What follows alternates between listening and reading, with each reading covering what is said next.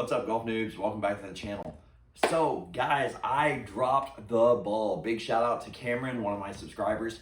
We had a nice conversation today about wedges, and that made me realize I didn't do a good wedge video for you guys yet. So, without further ado, here it is. All right, guys, so I've been fielding some questions, not just from Cameron, but from a lot of my other subscribers and viewers as well. What wedges do I need? You see these guys on tour, they're playing 3 or 4 wedges in their bag. You see a lot of scratch players playing 3 or 4 wedges in their bag. I'm nowhere near that quality player, and I'm currently gaming 3 wedges in my bag. Well, golf news, 3 wedges, that sounds kind of overwhelming. Well, guys, that's right, it is. It's overwhelming and unnecessary, especially if you're new or especially if you have a really high handicap, okay? So bear with me, I'm gonna go through these wedges in my hand, and I'm gonna kind of go over some just general rules, ideas, and just cover some ground here, all right? So we're gonna start with this 52 degree Tommy Armour 845 wedge. It's probably my favorite wedge in my bag. Favorite wedge I've ever used, honestly. Okay, now that being said, this one here, you'll see 2 numbers. Okay, the number on top says 52, as in 52. Number under it is a red 10, okay? The top number, the 52, that is the degrees of loft, okay? The bottom number is degrees of bounce. What is bounce? Okay, well, bounce is this part of the sole right here, guys. And bounce is important in wedges because it depends on what type turf you're hitting off of, and especially in the sand, if you're in the sand, you're gonna want more bounce, so you can splash that sand out of the bunker and escape. Okay, so this is a 52 degree wedge. 52 degree wedges are also commonly known as gap wedges, okay? I mainly use this for full shots of about 110 yards, or, you know, this is my money club around the greens. Now, guys, it's gonna be different for every player, okay? You gotta find what works for you. This video is not a one all, be all, end all, okay? Different strokes for different folks, as they say, okay? What I'm giving you in this video is mainly generalizations, and again, aimed at higher handicaps and you beginners out there. Okay, so that's the 52 degree wedge. Next, we're gonna move on to the 56 degree wedge, okay? Now again, you'll see the number 5-6 right here. The bounce on this one is listed right here. 12 degrees of bounce. So notice the bounce went up from the other wedge I showed you, from 10 to 12. That's because we want as much bounce as we can get in a sand wedge, typically. Whatever club we're using to get out of the sand, we want a lot of bounce in that, okay?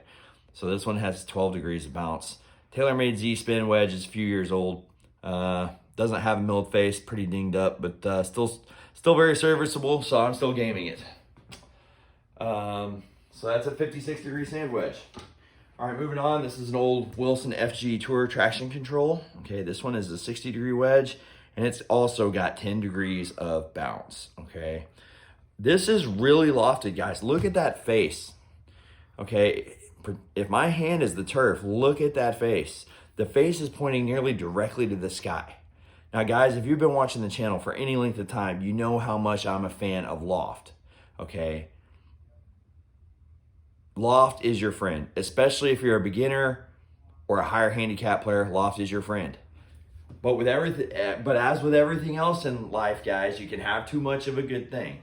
And a 60 degree wedge and 10 degrees of bounce is going to be way too much for a lot of my players out there, okay? If you're brand new, guys, you got no business hitting one of these. You're just not there yet. Give it time. It'll come quicker than you think. But don't run out and buy a 60 degree wedge, okay? If you're new, say if you're a 25 handicap or over, and that's where you've been, like you've never been lower than a 25. If you've never been lower than a 25 handicap, I'm gonna say for 80% of you, you should avoid the 60 degree wedge, okay?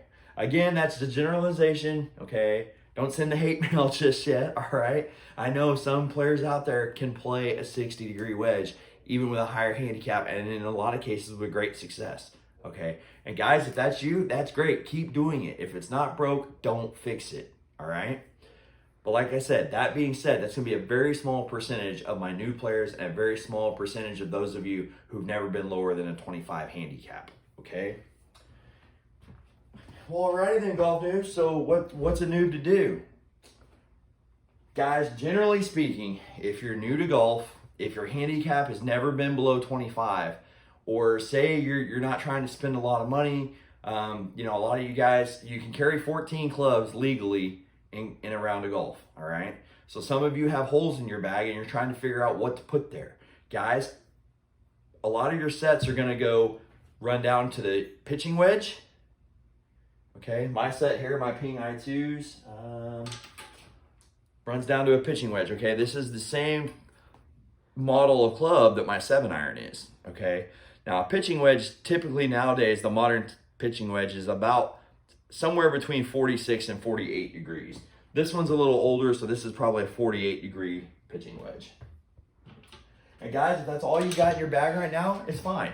But as time goes by, you're gonna wanna add a more lofted wedge to your arsenal. And the reason being is, like I said, mainly for sand. If you land in a sand trap and you're trying to get out of a sand trap with a 52-degree wedge, and especially a pitching wedge or a gap wedge, guys, the odds of you getting out, not good, especially in a greenside bunker where the lips are elevated.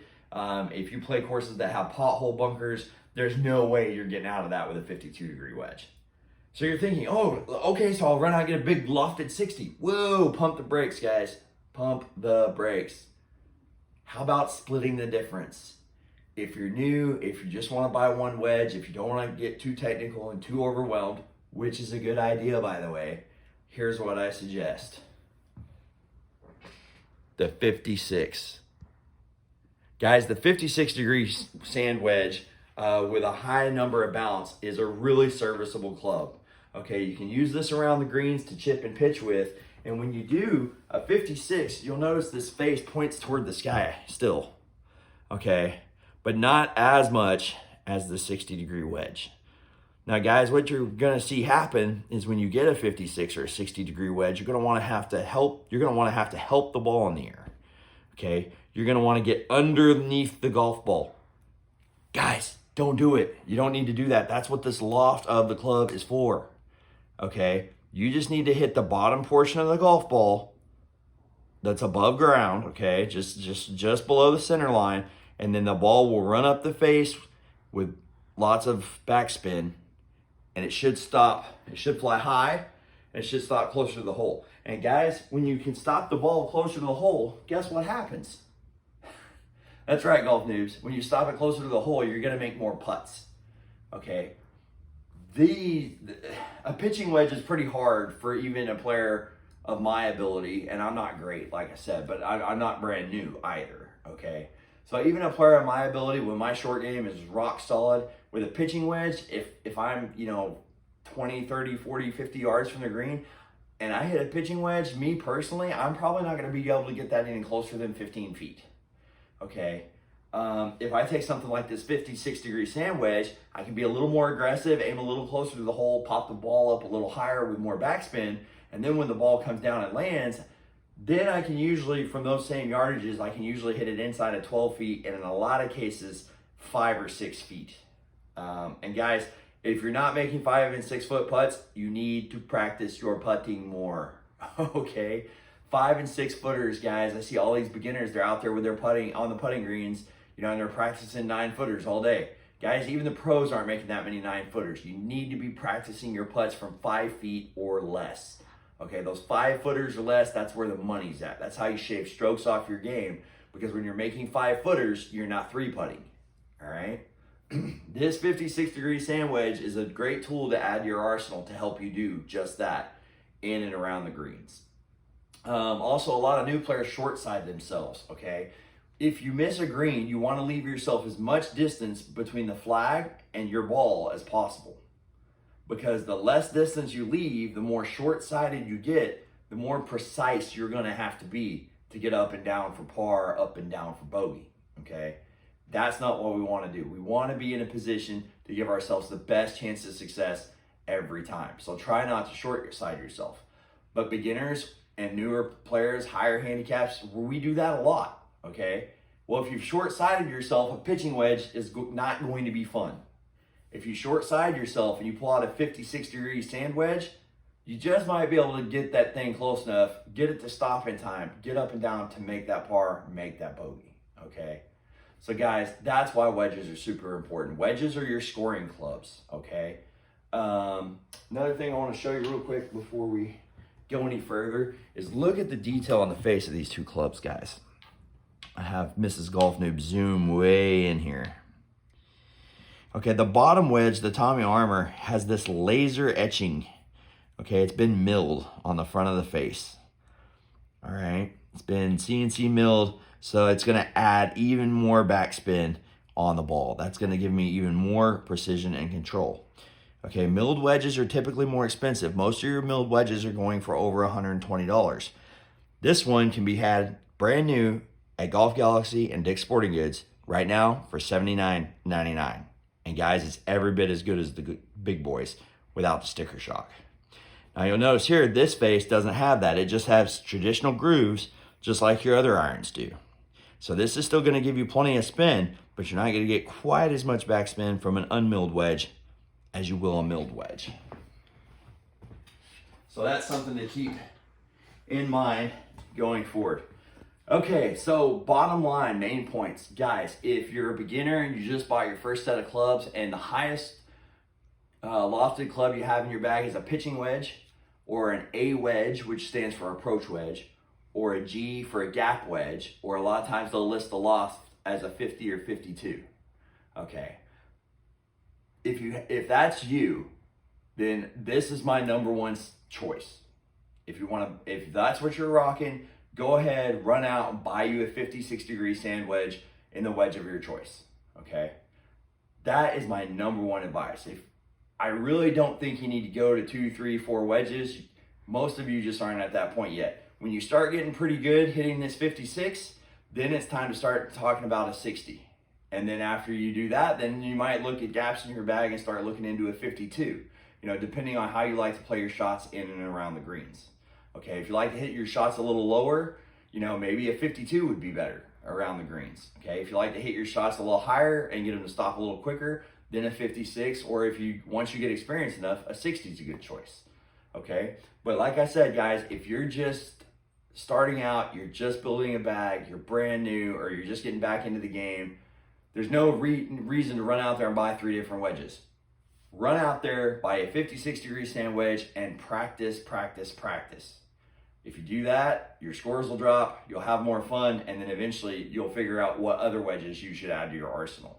Okay. Now, for my better players, for those of you who've had a handicap under 25, and especially those of you who've had a handicap under 20, chances are if you have had a handicap under 20, you already know this. Some of my guys between 20 and 25 may not know this.